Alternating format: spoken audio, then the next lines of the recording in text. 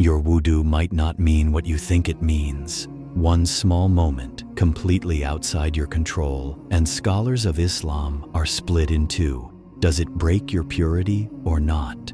And depending on who you follow, your prayer may already look very different than you realize. Wudu is not a ritual, it is a condition. Without it, your prayer does not exist, not weakened, not incomplete. It does not exist. Allah said in the Quran, "O you who believe, when you rise to pray, wash your faces and your hands." This isn't a suggestion, it's a boundary. Cross it unknowingly, and what you offered as worship counts as nothing.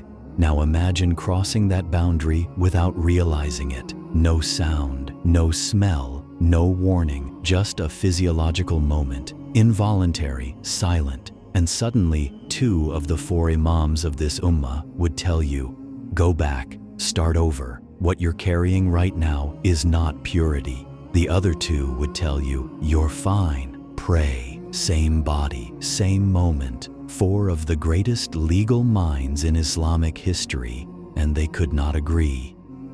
Let's talk about who is sectionally disagreeing here. Because this isn't a debate between students. These are the 4 pillars of Islamic jurisprudence. Imam Shafi'i, Imam Ahmad ibn Hanbal, Imam Abu Hanifa, Imam Malik. Between them, they built the legal architecture that over 1 billion Muslims live inside of today.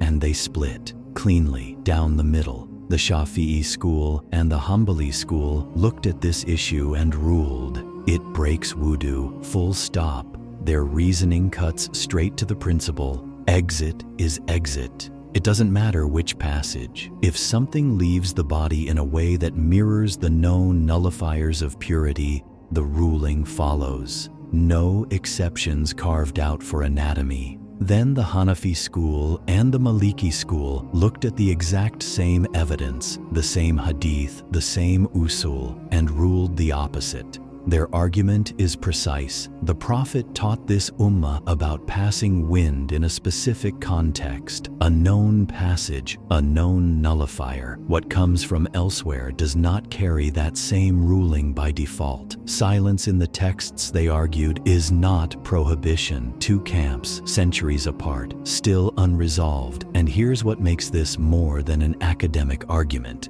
This happens to real women. Every day, in the middle of wudu, right before salah, and most of them have no idea there's a disagreement at all. To understand why scholars split, you have to go back to the source. Not opinion, not tradition, the actual words of the Prophet. He said, Allah does not accept the prayer of anyone who has released wind until he performs wudu. A companion asked, what does releasing wind mean? He said, a sound or a smell. That's it. That's the hadith at the center of this entire debate. And notice what it doesn't say. It doesn't specify a passage. It doesn't name an anatomy. It says sound. It says smell. The Shafi'i and Hanbali scholars read that and said, the principle is broad. If the condition is met, the ruling applies, wherever it comes from. But the Hanafi and Maliki scholars read the same words and asked a different question entirely. Who was the Prophet speaking to? What was the known reality of his audience? When he taught his companions about wudu,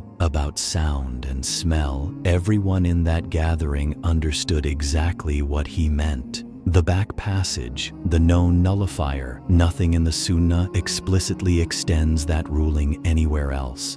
So now you have 2 methodologies, 2 readings of the same proof. And the question is no longer just about fiqh. It's about how you read a text, how far a ruling travels, and who gets to decide where it stops. The answer is closer than you think. Here is what centuries of scholarship ultimately produced. The position considered most authentic, the one that carries the most evidential weight when the texts are examined carefully and completely, is the position of the Hanafi and Maliki schools. Wind or air that exits from the front passage of a woman does not invalidate her wudu. It does not break her purity. Her prayer stands. Imam Ibn al-Qayyim, one of the most precise legal minds this ummah has ever produced, wrote extensively on the principle that hardship does not go unaddressed in the Sharia. Allah said in the Quran, Allah intends for you ease and does not intend for you hardship. That verse is not decoration. It is a legal principle embedded into the architecture of fiqh. When evidence is ambiguous, when texts are silent, the Sharia defaults to the removal of burden, not the addition of it. This was not a concession, it was a conclusion. And yet, the Shafi'i and Hanbali position is not dismissed. It is not wrong to follow it. If a woman follows that school, her wudu is valid, her caution is rewarded. In the mercy of this deen, acting on the stricter opinion carries its own weight. But for the woman who didn't know, who prayed without repeating her wudu, who carried this question in silence because no one would say it out loud, her prayer counted. Here is what this debate reveals, and it has nothing to do with fiqh. For centuries, questions that directly affected Muslim women were answered in rooms they were never invited into, discussed in texts written in languages most of them never learned, debated by scholars whose conclusions shaped their daily worship, their purity, their prayer, their standing before Allah, and passed down to them as verdicts without context, without reasoning, without the evidence that produced them.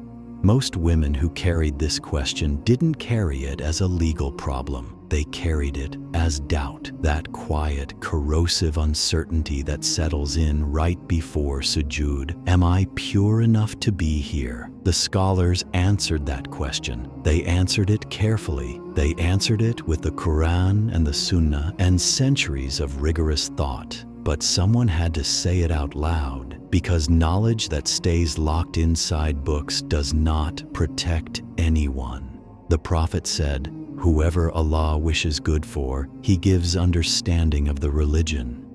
Not familiarity, not exposure, understanding, the kind that removes doubt, the kind that lets a woman stand in prayer and know, without hesitation, that she belongs there. So the real question was never about wudu, it was about who gets access to certainty.